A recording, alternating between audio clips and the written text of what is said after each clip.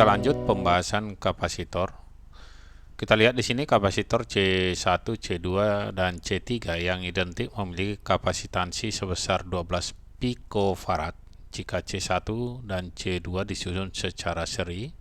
Kemudian susunan tersebut diparalelkan dengan C3 dan rangkaian tersebut dihubungkan dengan sumber tegangan 100 volt. Hitunglah besar energi yang tersimpan pada kapasitor C1.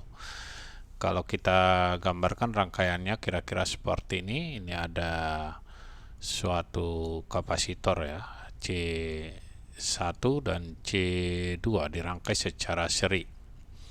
Kemudian dihubungkan dengan cara paralel terhadap kapasitor C3. Jadi kalau kita buat seperti ini kita katakan sebagai C1, ini C2, dan yang di sini adalah C3. Rangkaian ini dihubungkan dengan sumber tegangan. Kita buat di sini sama dengan 100 volt. Jadi kita tuliskan di sini 100 volt, dan C1 sama dengan C2 sama dengan C3 sama dengan 12 picofarad. Oke, kalau kita lihat dari sini rangkaian paralel antara C3 dengan gabungan C1 dan C2.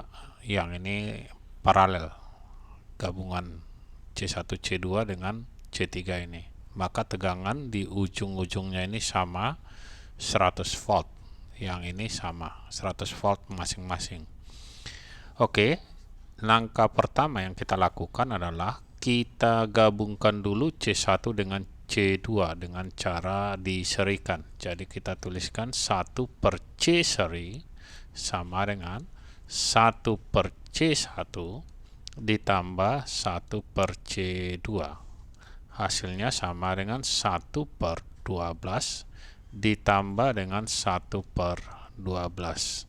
Hasilnya adalah 2 per 12. Itu adalah 1 per C seri. Kita balikkan, C seri sama dengan 12 per 2 sama dengan 6 picofarad. Pico itu 10 pangkat min 12. Yang ditanya, hitunglah besar energi yang tersimpan pada C1. Di C1 ini yang diminta nanti di sini. Kita cari aja berapa Ki yang melalui percabangan di atas ini. Besarnya itu, ini V-nya sama ya. V di titik ini 100 volt, di titik ini juga 100 volt karena rangkaian paralel. Kita cari untuk Ki, kita buat di sini. Ki sama dengan ya, atau kita katakan ini Ki1 boleh, yang ini Ki2 boleh, tapi kita hanya mencari Ki1 aja. Ki1 sama dengan C dikali dengan potensial C seri, C yang di atas. Ini sama dengan C-nya tadi adalah 6 dikali 100.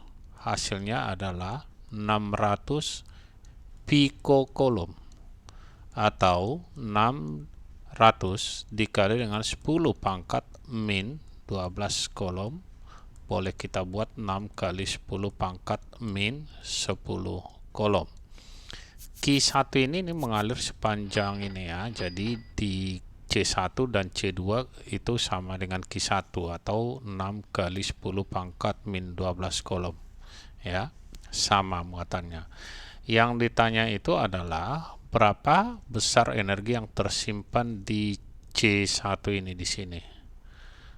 Kalau udah seperti itu tinggal kita masukkan aja ke rumus, yaitu W sama dengan 1 per 2 dikali dengan muatan Q kuadrat dibagi dengan C. C yang mana? Tentu C yang diinginkan atau C1.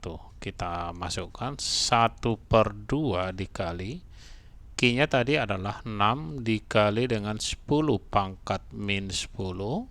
Kita kuadratkan dibagi dengan C1, itu sama dengan 12 dikali dengan 10 pangkat min 12. Hasilnya ini sama dengan 36 dikali dengan 10 pangkat min 20 per yang ini 24 atau 2 kali 12 kali 10 pangkat min 12. Oke, yang bisa kita coret aja. 36 dibagi dengan 12 ini hasilnya 3.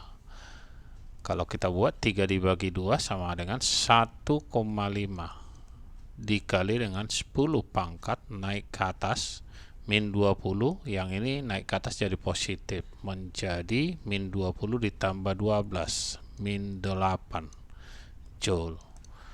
Sampai bertemu kembali di video kita yang lainnya.